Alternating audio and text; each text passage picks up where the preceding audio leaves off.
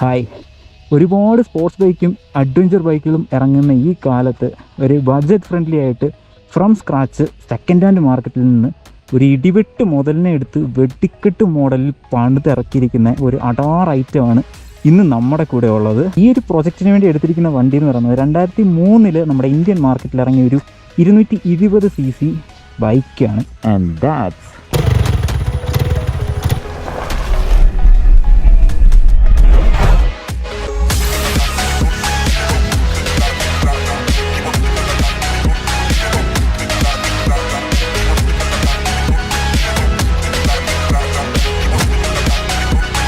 This is the Karizma ADV-R എന്ന് വേണമെങ്കിൽ പറയാം.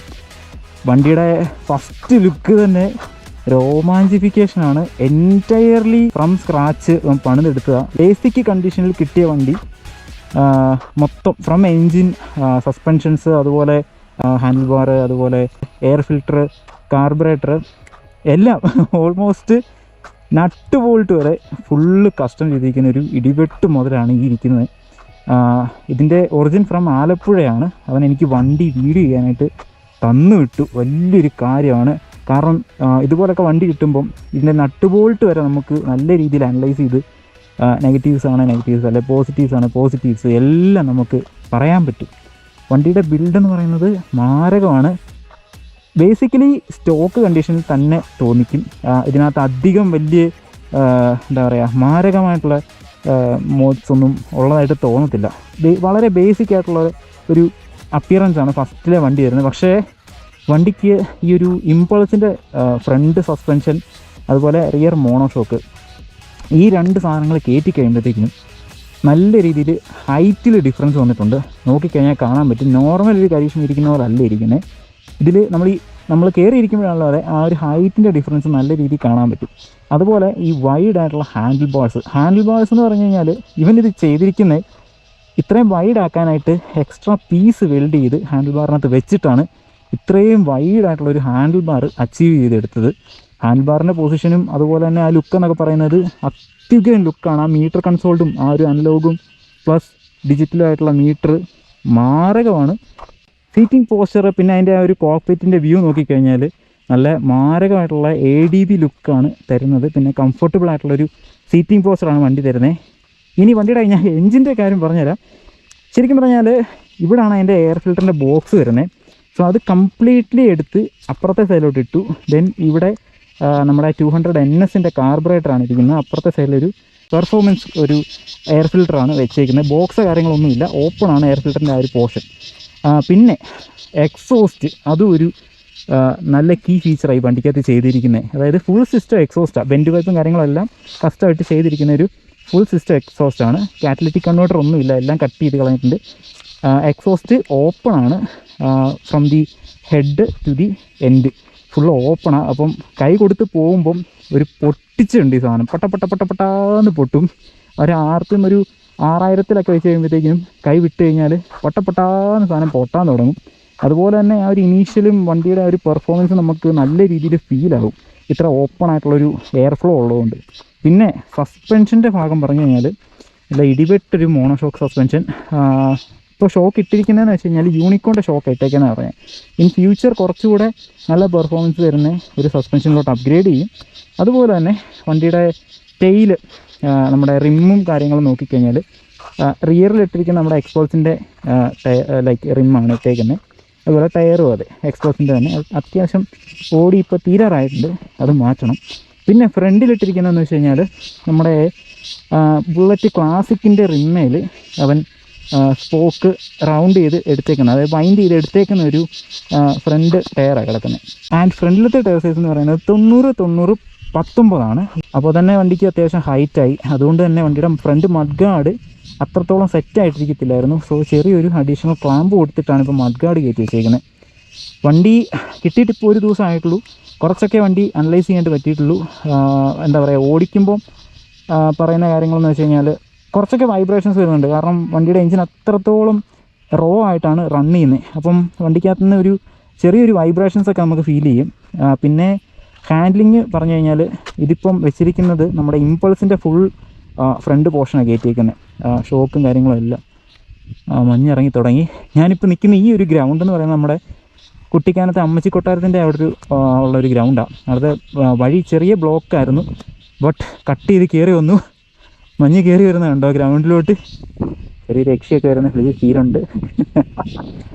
മഞ്ഞത്ത് ആ ഒരു ഹസാഡൊക്കെ ഇട്ട് വണ്ടി ഇരിക്കുന്ന കാണാനായിട്ട് മാരകമാണ്. ഈ ഒരു ലുക്ക് കിട്ടാൻ വേണ്ടിയിട്ടാണ് ഡെഡിക്കേറ്റഡ് ആയിട്ട് ഇങ്ങോട്ട് കയറി വന്നത്. നമ്മൾ കുട്ടിക്കാനത്തെ ആ ഒരു എൻറ്റയർ മഞ്ഞ് മൂടിയ ഒരു ഫീലും കാര്യങ്ങളും എല്ലാം കൂടെ ആസ്വദിച്ച് ഈ ഒരു വണ്ടി അതിനകത്ത് റിവ്യൂ ചെയ്യാനായിട്ടുള്ള പ്ലാനിലായിരുന്നു.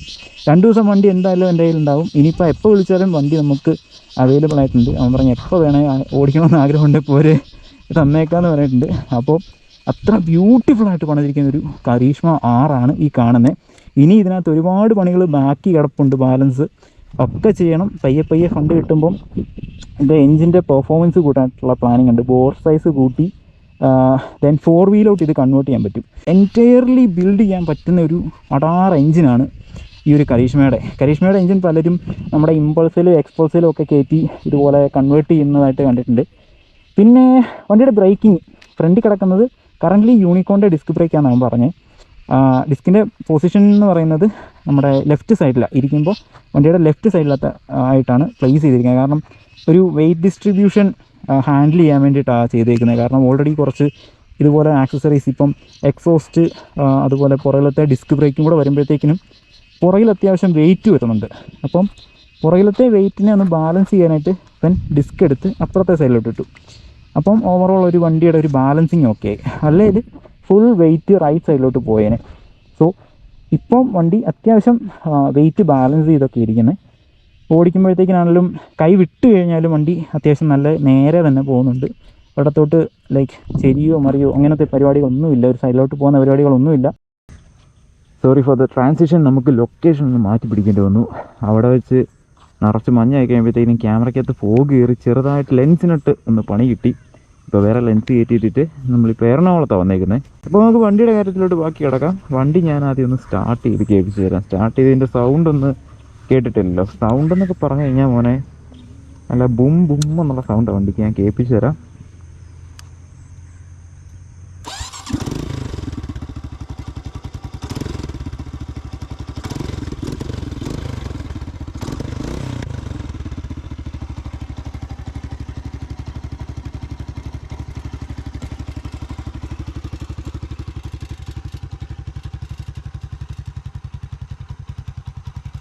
അതാണ് വണ്ടിയുടെ സൗണ്ട് കേട്ടോ. വണ്ടിയുടെ ആ ഒരു എക്സോസ്റ്റ് അപ്പാഷയുടെ എക്സോസ്റ്റ് വെച്ചേക്കുന്നത്. അതിൻ്റെ ആ ഒരു ഈ ഒരു പീസ് ചെറുതായിട്ട് വൈബ്രേറ്റ് ചെയ്യുന്നുണ്ട്. ഒക്കെ ഒന്ന് ചെറിയൊരു ഫിറ്റ് ആൻഡ് ഫിനിഷ് കൊടുക്കാനുണ്ട് വണ്ടിക്ക്. സ്റ്റിൽ നമ്മളൊരു ഹാഫ് കുക്ക്ഡ് പ്രോജക്റ്റായിട്ട് വേണമെങ്കിൽ പറയാം. കുറച്ചുകൂടെ ഇതിനകത്ത് അപ്ഗ്രേഡേഷൻസും കാര്യങ്ങളും ഇനി വരുത്താനായിട്ടുണ്ട്. വണ്ടിയിൽ ഞാനൊന്ന് കയറി ഇരുന്നിട്ട് ബാക്കി കാണിച്ചു തരാം.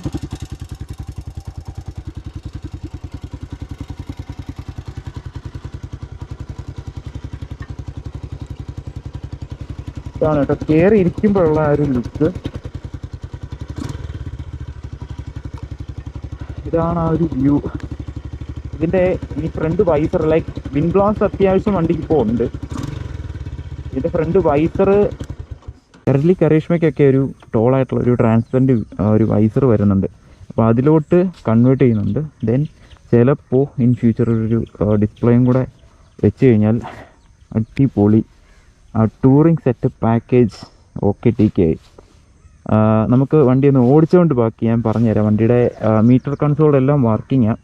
RPM, അതുപോലെ സ്പീഡോമീറ്റർ, പിന്നെ കിലോമീറ്റർ, ട്രിപ്പ്, ഫ്യൂവൽ ഗേജ് എല്ലാം വർക്കിംഗ് ആണ്. ഫ്യൂവൽ ഗേജിൻ്റെ കാര്യം പറയുമ്പോൾ മൈലേജ് പവർ കാര്യങ്ങളൊന്നും ദൈവത്തോട് ചോദിക്കരുത്. കാരണം എന്ന് വെച്ച് കഴിഞ്ഞാൽ ഇത് പകുതി ബിൽഡ് ചെയ്ത് വരുന്നതേ ഉള്ളൂ. അതുകൊണ്ട് തന്നെ എത്ര കിലോമീറ്റർ മൈലേജ് കിട്ടുന്നുണ്ട്, എത്ര പവർ ഔട്ട്പുട്ട് തരുന്നുണ്ട് എന്നുള്ള കാര്യത്തിനെക്കുറിച്ച് ഒരു ധാരണയില്ല. ഞാൻ നോക്കിയിട്ട് അത്യാവശ്യം വണ്ടി എറൗണ്ട് ഒരു 37, 40 പ്ലസ് എന്തോ മൈലേജ് കിട്ടുന്നുണ്ടെന്നാണ് തോന്നുന്നത്. കാരണം വണ്ടി എടുത്തുകൊണ്ട് വന്നപ്പോൾ ഒരു 490 രൂപയ്ക്ക് അടിച്ചു. അത് കഴിഞ്ഞിട്ട് കുട്ടിക്കാനം അതുപോലെ അവിടെ ഇവിടെയൊക്കെ ഇങ്ങനെ കറങ്ങി. അപ്പോഴൊന്നും റിസർവ് ആയിട്ടില്ല വണ്ടി.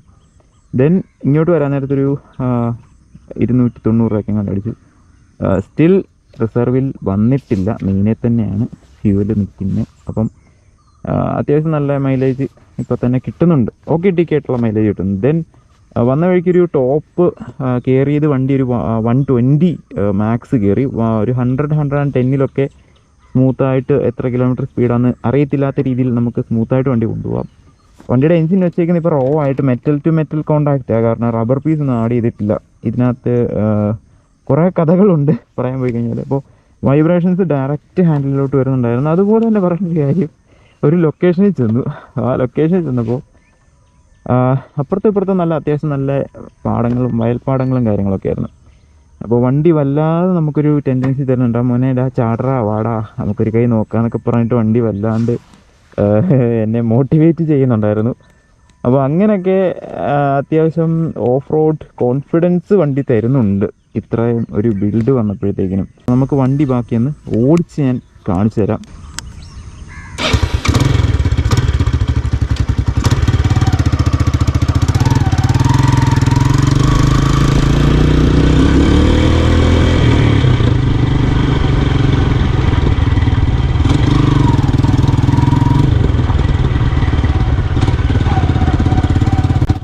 വൈപ്പറയിലോട്ട് നോക്കി കഴിഞ്ഞാൽ കറൻ്റ്ലി വണ്ടി തരുന്ന ഒരു വൈബ്രേഷൻ്റെ ഒരു പോർഷൻ അറിയാൻ പറ്റും.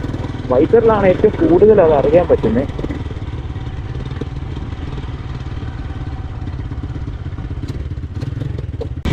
ഇവിടെ നിന്ന് വലിച്ചെടുത്ത് കാണിച്ചാൽ ഇപ്പോൾ കറൻ്റ്ലി നിർത്തിയിട്ട് ഫസ്റ്റ് ഗിയറിലാണ് അറൗണ്ട് 1500 RPM നിൽക്കുന്നുണ്ട്. ഓക്കെ, ഒന്ന് വലിച്ചെടുത്തിട്ട് കാണിച്ചു തരാം 100 എത്രത്തോളം ക്വിക്കായിട്ട് അടിക്കുന്നുണ്ടെന്നുള്ളത് നമുക്ക് നോക്കാം.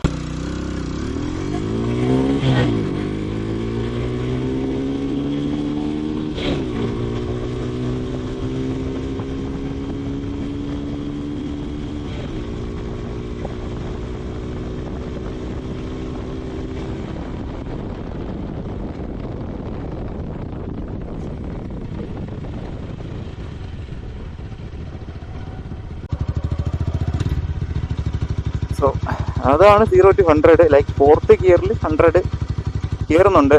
ആൻഡ് 100ൽ നിങ്ങൾക്ക് സ്മൂത്തായിട്ട് ക്രൂസ് ചെയ്ത് പോകാം. കാരണം ഒരു ഗിയറും കൂടെ കിടപ്പുണ്ട്.